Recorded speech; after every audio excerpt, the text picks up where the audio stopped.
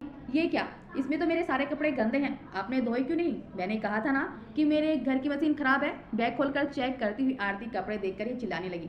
उसकी भाभी अंजलि तुरंत आई और बोली, दीदी मशीन तो हमारे घर की भी खराब है, क्या सासू माँ ने आपको बताया नहीं? ये सुनते ही आरती का पारा हाई हो गया और वह चिल्लाकर बोली, अगर मशीन खराब थी तो हाथ से धोने थे, अब मैं क्या गंदे कपड़े लेकर ससुराल जाऊंगी? अंजलि की सास मंजुला जी अंजलि से गुस्से में बोली, बहू तुम्हारी हिम्मत कैसे हुई आरती के काम को मना करने की? इतनी बात जो अंजलि ने कहा उसे सुनकर सबके होश उड़ गए। कहानी की सच्चाई जानने के लिए वीडियो के अंत तक बने रहें और वीडियो को लाइक शेयर और हमारे चैनल को सब्सक्राइब करना बिल्कुल ना भूलें। अरे अंजलि बहू, तेरी ननद ने ये 5 किलो आम भेजे हैं, इनका अचार डालना है, आज ही काट लेना, नहीं तो ये पक जाएंगे। अंजलि को ये सुनकर बहुत गुस्सा आया क्योंकि उसकी ननद का ये आए दिन का काम था कि कभी वो अचार डालने को दे देती तो कभी पापड़ बनाने का काम दे देती थी। एक बार तो उसने अंजलि से 100 रोटियां बनाने के लिए कहा क्योंकि आरती के घर कुछ मेहमान आ रहे थे। आरती का घर अंजलि के ही शहर में था और केवल 20 मिनट की दूरी पर था, लेकिन फिर भी आरती को उसकी माँ हर हफ्ते ये कहकर बुलाती थी कि अरे बेटा, तुझे देखे हुए बहुत दिन हो गए हैं, ससुराल से छुट्टी लेकर यहाँ भी आ जाया कर, जब देखो ससुराल वालों की सेवा करती रहती है। अरे कुछ सेवा करनी हमारी बहू को भी सिखा दे, ये तो काम खत्म होते ही कमरा बंद कर लेती है और सो जाती है। जबकि अंजलि बहुत ही व्यवहार कुशल और कार्य कुशल थी। अचार बनाना हो या पापड़ बनाना, बढ़िया बनानी हो या खाना बनाना, कढ़ाई से लेकर सिलाई बुनाई तक वो सब जानती थी। लेकिन उसकी ननद आरती इस बात का बहुत फायदा उठाती थी। अंजलि एक गांव के परिवार से ताल्लुक रखती थी और उसकी माँ ने उसके हर एक काम सिखाया गया था। उसने भी उतने ही शौक से हर काम सीखा और वो परफेक्ट बहू थी। मगर सास अपने आगे बहू की तारीफ होते देखकर जलने लगती थी। शादी के बाद जब अंजलि ने पहली बार खाना बनाया था तो ताई जी तारीफ करते नहीं थक रही थी। अपने घर से ले पापड़ तलकर खिलाए तो वो वाह वाह करते रह गए। ताई जी ने कहा कि मंजलू बहू तो ऐसी, पता नहीं तूने पिछले जन्म में कौन से पुण्य किए होंगे जो तुझे अंजलि जैसी बहू मिली है। बेटा कुछ मेरी बहू को भी बनाना सिखा देना, मेरी बहू के पास डिग्रियां तो बहुत हैं लेकिन गृह कार्य कुशलता नहीं है। वहां पर खड़ी ताई जी की बहू मेघा ने भी मुस्कुराकर अंजलि से कहा कि अंजलि मम्मी जी सही कह रही हैं, तुम तो घर के सारे काम बहुत अच्छे से जानती हो, लेकिन भाई मैं क्या करूं, मैं पढ़ाई लिखाई में निकल गई। कभी राजेश भैया के साथ घर आना तो मुझे भी ये सब सिखा देना, मुझे भी तो अपनी सास के दिल तक पहुंचना है। ताईजी ने ये सुनकर तुरंत मेघा के सिर पर हाथ फेर कर कहा था, मेघा तू तो मेरे दिल में ही रहती है, लेकिन क्या करूं, घर में काम करने वाली बहू भी मुझे बहुत पसंद है। ये सुनकर मेघा भी जोर से हंस पड़ी थी। अंजलि ये देखकर मन ही मन सोच रही थी कि सास बहू का कितना प्यारा रिश्ता है, मैं भी अपनी सास के साथ हमेशा ऐसे ही रिश्ता बनाऊंगी। अंजलि ऐसा सोच ही रही थी कि वहां बैठी मंजुला जी ने कहा, भाई बहू भी आजकल नौकरी करती हैं तभी घर चलता है, ये पापड़ अचार बड़ी बनाने से घर थोड़ी चलता है, बल्कि घर का खर्चा बढ़ जाता है। हाँ, आने वालों को जरूर खुशी होती है क्योंकि उनकी जीभ का स्वाद पूरा जो हो जाता है। ये सुनकर ताई जी को बहुत बुरा लगा क्योंकि ताई जी जानती थी कि मंजुला छोटा होकर भी उसको ताना दे रही है। मंजुला जी घुमा फिरा कर उनसे यही कह रही थी कि उन्हें किसी का आना जाना पसंद नहीं है। उस समय आरती ने सारे मेहमानों के जाने के बाद अंजलि से कहा कि भाभी मुझे तो आपके हाथ के पापड़ बहुत पसंद आए और अगर मेरी सास ये पापड़ खाएगी तो वो बहुत खुश हो जाएगी। तो मंजुला जी ये सुनकर बोली कि अरे तो सोच के रही है, बहू तो और बना लेगी, तू ये पापड़ ले जा। अंजलि ने भी खुशी खुशी पापड़ उठाकर आरती के लिए पैक कर दिए। तभी से आरती कुछ न कुछ बनाने का ऑर्डर अंजलि को देती रहती थी और अंजलि को वो अकेले ही बनाना पड़ता था। शुरू शुरू में तो अंजलि को ये बहुत अच्छा लगता था क्योंकि आरती बहुत मीठा मीठा बोलकर अपना काम करवा लेती थी। लेकिन एक दिन उसने आरती को मंजुला जी से कहते सुन लिया, मम्मी अगर खुद ही बेवकूफ़ बन रही हो तो इसमें हम क्या कर सकते हैं, जब से घर में भाभी आई है तब से अचार पापड़ नमकीन बढ़िया तो मुझे बाजार से लानी ही नहीं पड़ती, ऊपर से मेरी सासू माँ भी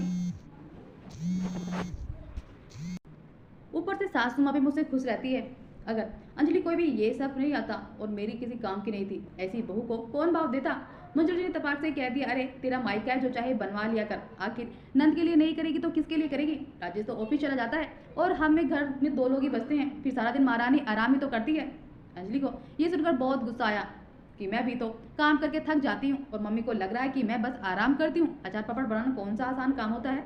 इतनी कड़ी धूप में अचार सुखाना पड़ता है और पापड़ को धूप में बैठकर बनाना पड़ता है। जिस पापड़ को ये 2 मिनट में स्वाद लेकर खाकर खत्म कर देते उसे बनाने के लिए धूप में पूरे 5 मिनट लगते हैं और जहाँ 5 मिनट की धूप में भी बैठना मुश्किल होता है वहाँ ये मुझसे ढेरों पापड़ बनवाती हैं। उस दिन अंजलि बुखार का बहाना करके लेट गई। वो देखना चाहती कि उसकी ननद और सास उसकी कितनी फिक्र करते हैं, लेकिन जैसे ही शाम की चाय का समय हुआ तो सास ने आकर कहा, देवी जी कब तक पड़े रहने का इरादा है, चाय का समय हो गया है और तुम बिस्तर ही नहीं छोड़ रही हो। तभी वहां पर आरती आई और बोली, मम्मी जी आपने सही कहा था कि बहू सोती बहुत है। ये बात सुनकर अंजलि तुरंत उठी और बोली, मम्मी जी मुझे बुखार है क्योंकि मैं इतनी देर तक धूप में पापड़ बनाती रही। अगर दीदी मेरी मदद कर देती तो पापड़ जल्दी बन जाते। धूप में कहा मुझे बुखार हो गया। ये सुनकर मंजुला जी ने अंजलि को अकड़ते हुए कहा, ज़्यादा झूठ बोलने की जरूरत नहीं है। गांव के लोगों को धूप से परहेज कब से होने लगा? चुपचाप उठकर चाय बना, वरना मैं खींच कर उठाऊंगी। अंजलि फटी आंखों से अपनी सास को देखती रह गई। वो चाय बनाने तो गई, लेकिन उसने सोच लिया कि अब वो अपनी ननद का कोई काम नहीं करेगी। उसने चाय बनाई और जब सास और ननद के सामने रखी तो आरती तिरछा मुंह बनाकर बोल पड़ी, भाभी आपके घर में ऐसी चाय दी जाती है क्या? अरे कुछ तो शर्म करो, खाली चाय ले आए। अंजलि ने तुरंत गुस्से में कहा, दीदी मैं तो गांव की हूं ना, मुझे तो किसी की बात की तमीज ही नहीं है। आप ही बता दो कि चाय के साथ क्या लाना चाहिए। अंजलि के इस जवाब पर सास ने अंजलि के गाल पर जोरदार थप्पड़ जड़ दिया। बहुत जुबान चल रही है तेरी, जिस गांव से आई है उस गांव में वापस भेज दूंगी तो अकल खुद आ जाएगी। अंजलि रोते हुए कमरे में चली गई और जब ऑफिस से राजेश आया तो उसने राजेश से कहा, मैंने दीदी के लिए आज तक किसी काम को मना नहीं किया, लेकिन इसका मतलब ये नहीं है कि वो मुझे नौकर समझ लेंगी। अगर मैं गांव की सीधी सादी लड़की हूँ तो मुझे बेवकूफ़ बनाया जाएगा। वो आज तक मेरी तारीफ करती रही तो मैं भी उन्हें बना बनाकर पापड़ अचार देती रही, लेकिन आज उनके पापड़ बनाने के चक्कर में मेरी धूप में तबीयत खराब हो गई तो किसी ने इसकी परवाह नहीं की और जबरदस्ती मुझसे चाय बनवाई। क्या दीदी कुछ चाय नहीं बना सकती? राजेश ने इस गुस्से में अंजलि को देखा और कहा, अभी तो ऑफिस से आया हूँ और तुम आते ही शुरू हो गई। हर एक नंद भाभी को एक ही कहानी देवरानी जेठानी की तरह एक दूसरे की बुराई करती हैं। अगर तबीयत खराब है तो आराम करो। आरती को आज वापस घर जाना था और रात को उसके पति उसको लेने आने वाले थे तो मंजुला जी ने आकर अंजलि से कहा, पति को दिखाने के लिए फिर से लेट गई। अरे पापड़ बनाए हैं कि नहीं? तो अब खाना भी नहीं बन रहा है। गांव की बहू इतनी तेज भी होती हैं, ये तो मैं पहली बार देख रही हूँ। राजेश ने लेटी अंजलि की तरफ देखा, लेकिन उसकी आंखें बंद थी तो सासू माँ अंजलि का हाथ पकड़कर खींच दी और बोली, अपने आप नहीं उठेगी तो जबरदस्ती उठाऊंगी। ज़्यादा नाटक मत कर और खाना बना। हमने तो पता नहीं कितनी बार बुखार में खाना बनाया है। अंजलि बैठ तो गई, लेकिन उसकी तबीयत सच में ठीक नहीं थी और उसकी आंखों से आंसू निकल रहे थे क्योंकि राजेश भी उसकी तरफ नहीं बोल पा रहा था। वो चुपचाप रसोई में गई और पुलाव बनाने की तैयारी करने लगी। पुलाव की तैयारी होते देखकर मंजुला जी उसके बाल पकड़कर बोली, देख बहू अब ज़्यादा हो रहा है तेरा नाटक, ये चुपचाप से 2 सब्जी, रायता, कचौड़ी, चावल बना ले।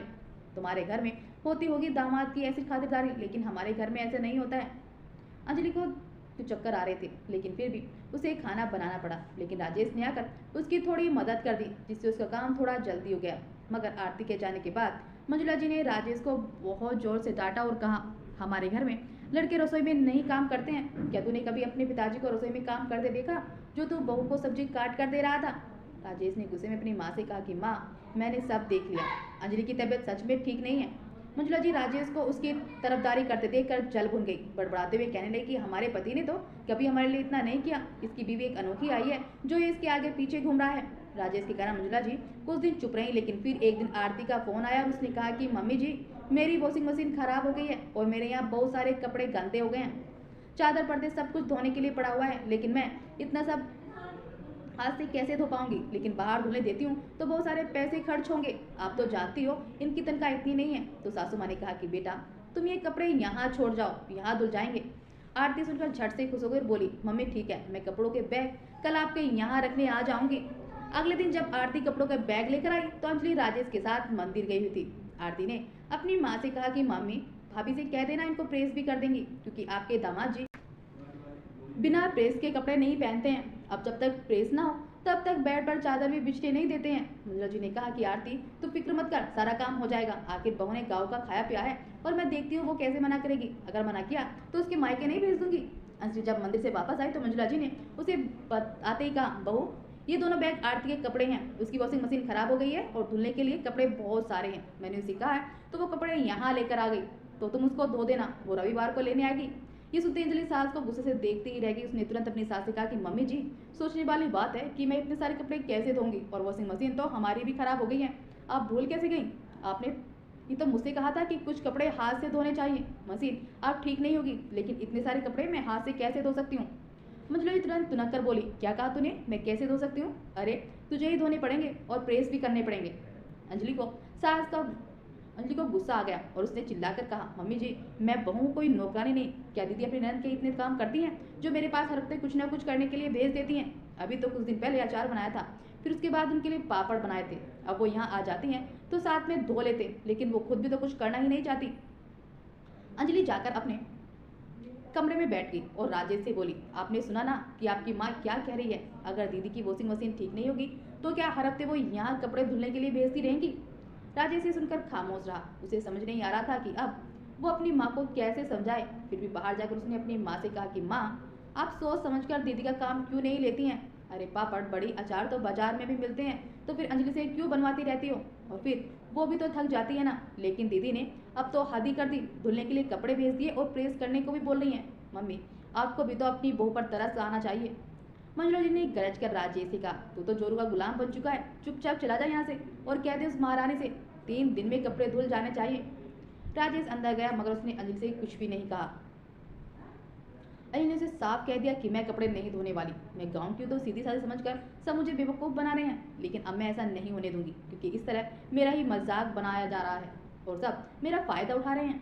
शाम के समय सासू माँ बोली कि राजेश, कल मुझे गांव जाने वाली ट्रेन में बैठा दे, क्योंकि तेरे ताई जी के पोते का मुंडन है। नहीं जाऊंगी तो मुंह फुला लेंगे, लेकिन मैं 2 दिन बाद ही आ जाऊंगी। मेरा वहाँ मन नहीं लगता है और वैसे भी बहू की जिम्मेदारी पर घर नहीं छोड़ सकती, ये तो बर्बादी कर देगी। लेकिन बहू, आरती के कपड़े धोकर प्रेस करके जरूर रख देना, वरना वो बहुत नाराज होगी। तुम्हारी इकलौती ननद है, कोई गलती मत करना।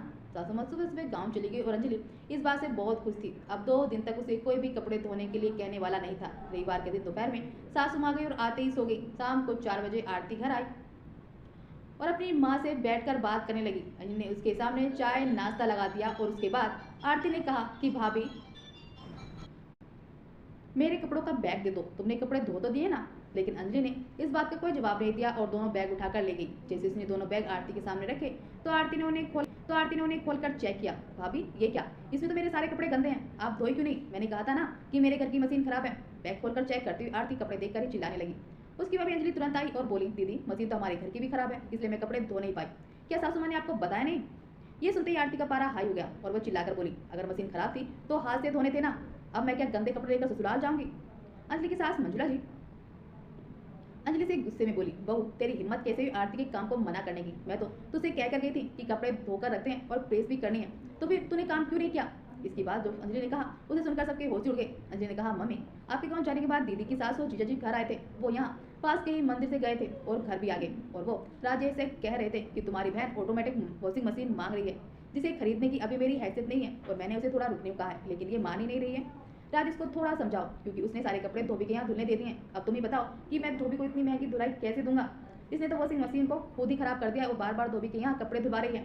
शुक्र कीजिए मम्मी जी कि मैंने जीजा जी को कपड़ों के लिए नहीं कहा था। बैग दिखाई दिए जो दीदी यहाँ रख कर गई थी, वरना सोचिए दीदी क्या इज्जत रह जाती। राजेश ने भी तुरंत अपनी बहन से कहा, दीदी, आप ही सोचिए कि मैं कितना शर्मिंदा हुआ जब जीजा जी ने मुझे ये बताया, और उससे भी ज्यादा गुस्सा इस बात पर आया कि आपने हमसे झूठ बोला। कितने दुख की बात है कि आप अपनी भाभी से कपड़े धुलवाने चाहती हो और जीजा जी से धुलाई के पैसे लेना चाहती हो। आपकी भाभी इंसान नहीं है क्या? अगर आप थक जाती हो तो वो भी थक जाती है। मम्मी, ऐसा इसलिए हो रहा है क्योंकि आप हर वक्त दीदी का साथ देती रहती हैं, चाहे वो गलत हो या सही। आप कभी भी इस बारे में नहीं सोचती। अपनी बेटी के बारे में ये सब सुनकर मंजुला जी को बहुत गुस्सा आया और वो आरती को डांटने लगी। आरती, ये कितनी गलत बात है, तो दामाद जी से बेवजह ही डिमांड कर रही है। जितनी अपनी चादरों उतने ही पैर पसारने चाहिए। आरती ने अपनी माँ से गुस्से में कहा कि मम्मी, इनकी माँ को पेंशन मिलती है और वो अपनी बेटी को देती है। तो मंजुला जी ने तुरंत कहा, बेटा, पेंशन तो मुझे भी मिलती है और जिसका अधिकतर हिस्सा मैं तुझ पर खर्च कर देती हूँ, लेकिन मेरी बहू ने तो कभी कोई सवाल नहीं उठाया। ये कहते ही मंजुला जी ने अंजलि की तरफ देखा। आज मंजुला जी को एहसास हो रहा था कि आरती और अंजलि में क्या फर्क था। अंजलि को कितना बुरा समझती थी, लेकिन अंजलि दिल की साफ थी और दूसरों का भला सोचने वालों में से थी। मंजुला जी ने आरती पर नाराज होते हुए कहा, आरती, तुम अपनी भाभी का कितना मजाक उड़ाती थी और ये बेवकूफ़ है, लेकिन आज इसकी बेवकूफ़ी ने तुमको बचा लिया। ये चाहती तो दामाद जी से सच्चाई बता सकती थी, मगर वो चुप रही क्योंकि इसे तुम्हारा सम्मान बचाना था। ये सुनकर आरती खामोश हो गई। उसके मुंह पर जैसे ताला ही लग गया। आज मंजुला जी को भी समझ आ गया था कि वो कितनी गलत थी। उस दिन के बाद आरती ने वो सब करना बंद कर दिया था। अब अंजलि अपनी खुशी ही सब कुछ बना कर दिया करती थी।